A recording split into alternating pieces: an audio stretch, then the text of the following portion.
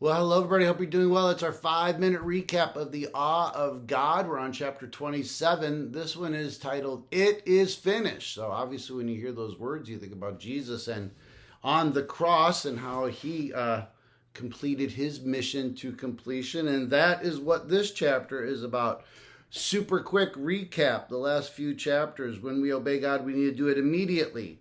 We need to do it even when it doesn't make sense. We need to do it even if there's no personal benefit for us. We need to do it even if it's painful. And this chapter is about obeying it to completion, all the way to the very end. He tells a story about King Saul, who went off to battle, God gave him different directions, instructions to do, and Saul completed 99% of them. And you think 99%, that's an A, whoa, way to go, Saul. Well, God's not happy because he wants 100% obedience, 100%. And so let me just read this paragraph. Samuel, the prophet, talks to Saul. And Samuel relays this message to the king and bluntly calls his behavior rebellion. 99% obedience is considered rebellion. There's no doubt about it. Saul sinned. Let's pause briefly to discuss sin. The Apostle John says that sin is lawlessness. That's 1 John 3:4. His definition of sin can be stated as such. Sin is insubordination to the authority of God. Look at it this angle. In the garden, Adam didn't jump into bed with a prostitute, rob a bank, or murder someone. He simply disobeyed what God said. In the same manner, Saul chose not to fully obey what God had instructed him to do. So that's a pretty harsh, pretty blunt thing to say, is that, yeah, if we're not obeying, there's a sense of rebellion if we're only obeying 99%.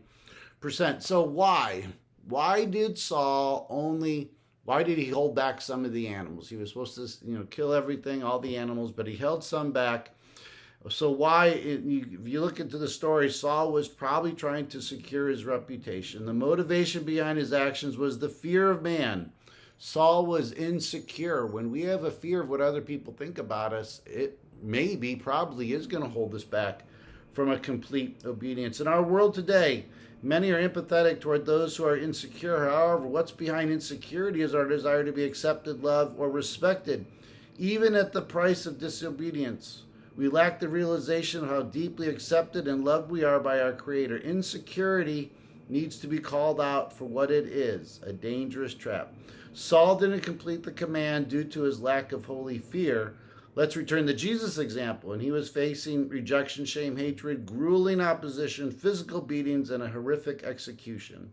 When the temple guard came for his arrest, his disciples tried to prevent it, to protect Jesus. However, his response was, Jesus says, "Don't you realize that I could ask my Father for thousands of angels to protect us, and he would send them instantly?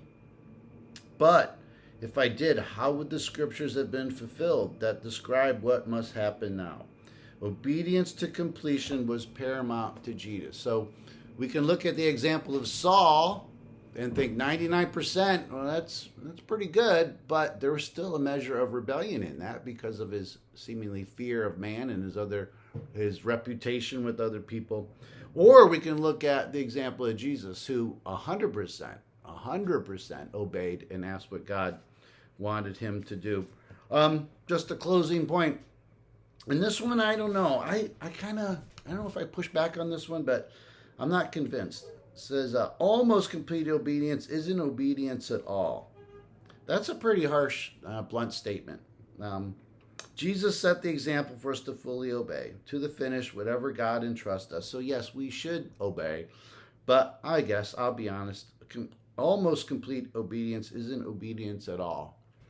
Well, we're all in a process, so don't use that sentence to beat yourself up too bad. All right.